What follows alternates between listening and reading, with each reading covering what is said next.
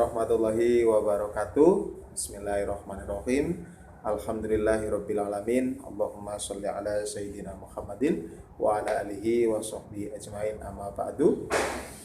Selamat berjumpa lagi dengan saya di mata pelajaran pendidikan agama Islam dan budi pekerti untuk kalian anak-anakku kelas 7 SMP Kartika 49 Malang, dari kelas 7A sampai dengan kelas 7F.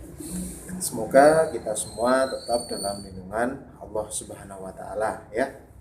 Alhamdulillah kita di video pembelajaran ini sudah sampai di video pembelajaran yang ke berapa ya?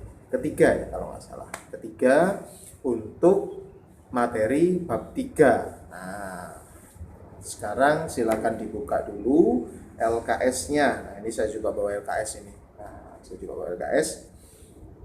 Silakan dibuka LKS bab 3 halaman 25. Nah, halaman 25. Baik. Sebelumnya saya persilahkan kepada kalian ya yang belum membawa buku catatan, dibawa buku catatannya atau bawa pulpen atau pensil ya. Nanti silakan kalian tulis di LKS-nya di sini. Mungkin nanti kalau ada catatan-catatan silakan ditulis di situ buat mempermudah kalian belajar, atau di buku catatan tersendiri juga boleh. Oke, silakan dipersiapkan dulu. Tadi kalian juga sudah ikut imtak pagi ya.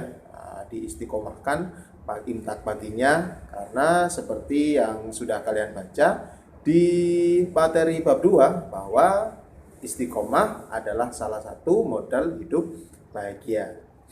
Sebelumnya saya sekarang sedang ada di gedung 1 di lorong lantai 2 ya, tepatnya di depan kelas 7 kelas 7E. Nah, di depan kelas 7E.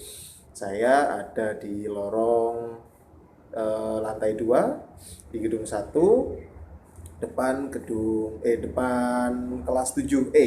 Nah, jadi untuk kalian yang nanti masuk kelas 7E dan juga kelas 7 kelas 7 CDE. Nah, itu kelasnya ada di sana. Ujung 1 2 3 dan yang paling ujung itu yang ada tempelannya itu kelihatan, itu kelas 7B, kelas 7A ada di sebelah sana. Oke, ya kita berdoa saja semoga kita bisa segera bertatap muka secara langsung, tidak melalui daring terus-menerus seperti ini, dan COVID-19 segera berakhir ya. Amin Allahumma amin. Baik, silakan dibuka halaman 25. Nah, kita mulai belajarnya ya. Saya beri pengantar. Ini nanti di bab ketiga, yakni berperilaku bersih cermin keimanan. Nah, di bab ketiga ini insya Allah nanti ada beberapa bagian video. Jadi pembelajaran kita di bab 3 ini agak lama ya, agak lama. Jadi saya mohon kalian tetap mengikuti video pembelajaran yang saya share. Dan juga di samping itu kalian tetap membaca materi yang ada di LKS ataupun materi tambahan yang ada di buku paket PAI kelas 7. Oke. Sekarang kita bahas dulu. Bismillahirrahmanirrahim. Yang pertama, poin A, toharoh dalam Islam. Nah, kalian dulu waktu SD itu pasti pernah belajar tentang toharoh atau belajar tentang bersuci. Nah, karena toharoh secara bahasa artinya adalah bersuci. Nah, ini di SMP kalian juga akan belajar tentang toharoh. Bedanya apa Pak dengan yang di SD? Bedanya ketika SD dulu kalian hanya belajar tentang dasar-dasarnya saja, sedangkan sekarang lebih mendalam lagi pembahasan tentang toharoh. Sebelumnya saya mohon maaf, mungkin nanti ketika kalian melihat video ini ya ada suara-suara motor atau suara-suara kendaraan. Saya juga mohon maaf karena saya syutingnya ini di luar ruangan atau outdoor, dan kebetulan di depan sekolah kita adalah jalan raya ya. Oke, Jalan Narotama. Oke.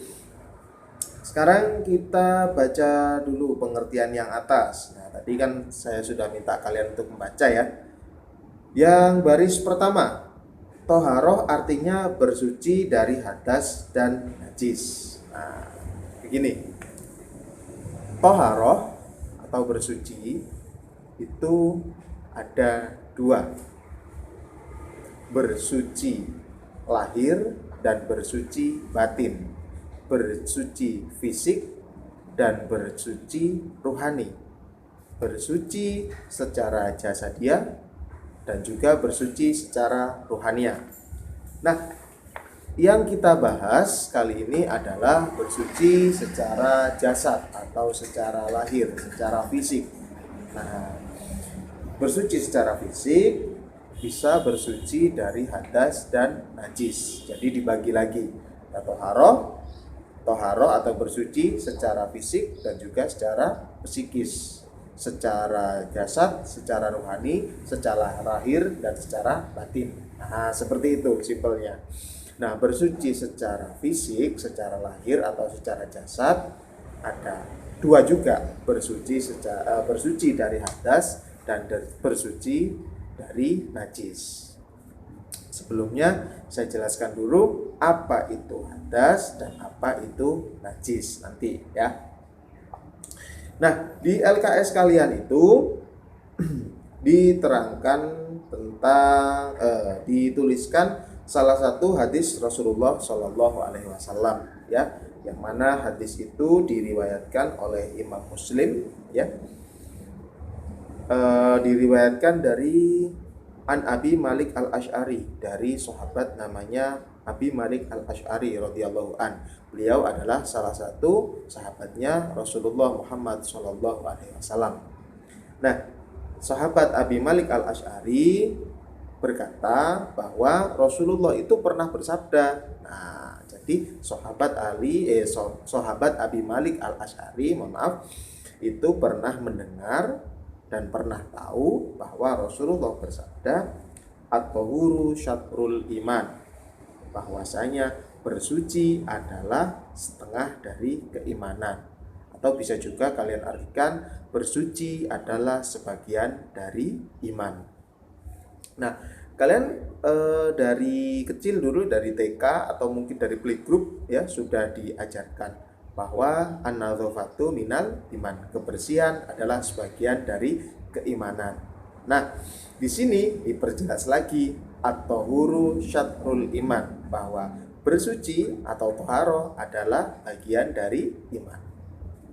Nah, kalau melihat dari hadis ini, kita sebagai seorang muslim diupayakan untuk tetap bersuci, baik dalam keadaan lahir ataupun keadaan batin. Nah, tadi saya katakan ada bersuci secara lahir, ada bersuci secara batin, ada bersuci secara jasad, ada bersuci secara rohani. Nah, kalau bersuci secara rohani seperti yang sudah kalian pelajari di bab 2. Di situ ada sikap jujur, ada sikap amanah, ada sikap istiqomah, dan masih banyak lagi akhlak terpuji lainnya. Itu yang dinamakan bersuci secara rohani atau bersuci secara batin. Nah, kalau di sini yang kita bahas di materi bab 3 ini adalah bersuci secara fisik, yakni bersuci dari hadas dan bersuci dari najis. Di sini tampak ajaran Rasulullah SAW bahwa umat Islam harus selalu menjaga kebersihan dan kesucian. Nah, makanya sekarang ada COVID-19 ya toh. Nah, salah satu cara pencegahannya kalau kalian lihat di YouTube atau di mana itu adalah menjaga kebersihan dengan cara selalu mencuci tangan. Nah, oke.